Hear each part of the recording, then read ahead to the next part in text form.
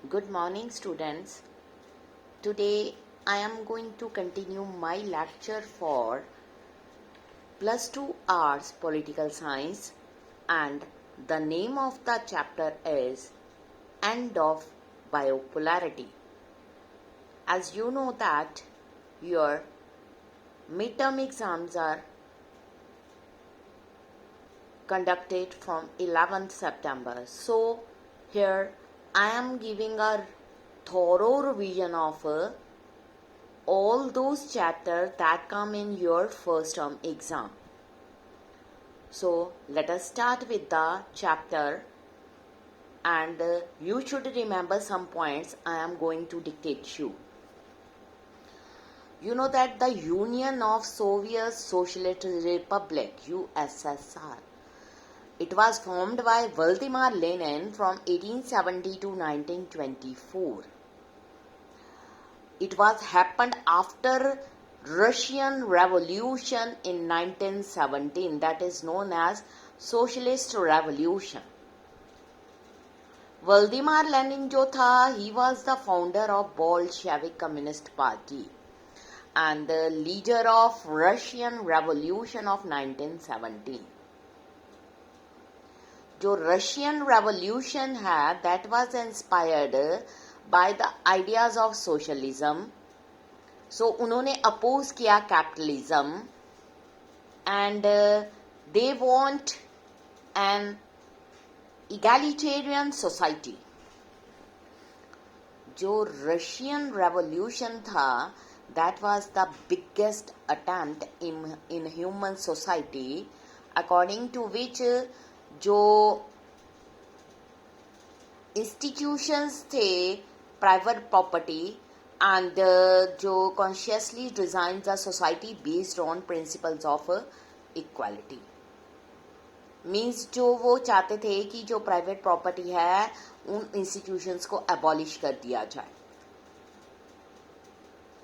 जो Soviet political system था that was controlled by the communist party, ठीक है, और जो उसकी इकोनॉमी थी that was planned and controlled by the state.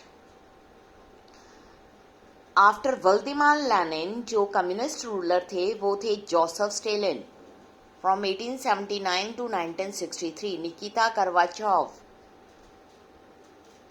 लेनिड Brezhnev, Mikhail Gorbachev, और ये सारे के सारे थे after Russian revolution in USSR. They were the leaders of Communist Party. अगर हम यहाँ पर बात करें Boris Yeltsin, he was the first president of Russia. It means he was the president after the disintegration of USSR in 1991. After the Second World War, जो East European countries थी, it means that the Soviet army, it had liberated from the fascist forces came under the control of USSR. अब जो ये countries के अंदर जो group बने थे they were called the Soviet World Second World Socialist Bloc, और जो USSR था it was the leader of the bloc.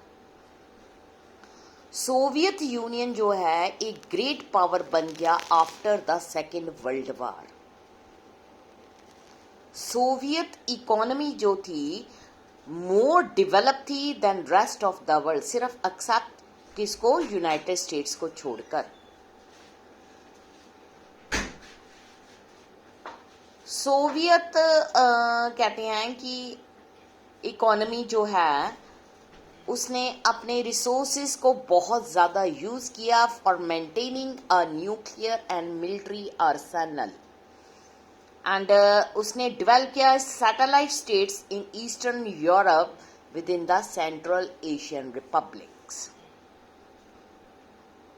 जो कम्युनिस्ट पार्टी थी उसने रूल किया सोवियत यूनियन पर फॉर 70 years, और that was not accountable to the people. जो पार्टी थी उसके ब्यूरोक्रेट्स ने गेन किया more privilege than the ordinary citizens. जब गर्बाचॉफ बना प्रेसिडेंट तो उसने बहुत सारे रिफॉर्म जो है सोवियत यूनियन में करने की कोशिश की, but loosen the administrative system. He set in motion forces expectations कि जो फ्यू हैं वो could have predicted and become virtually impossible to control. Then उसके बाद क्या हुआ?